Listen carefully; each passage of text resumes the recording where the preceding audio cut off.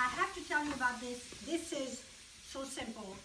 And it's a variation on my fricassee, which is a mixture of wonderful stuff that you just put in the oven and forget about.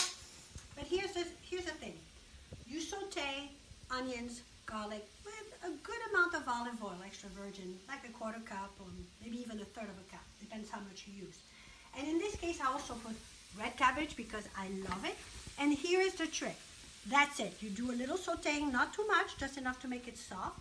And then whatever vegetables you want in there, but you must have some tomatoes in there because when they bake in the oven, they're going to have their sweetness caramelized, and that's the only liquid that will be in there. So the whole thing will be a beautiful concoction of caramelized vegetables. So I'm going to show you what I do.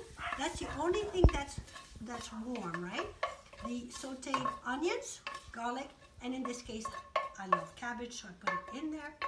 And then, I have to be fast. I do this, and I'm going to throw it in the oven for almost an hour. Every so often, I will mix it.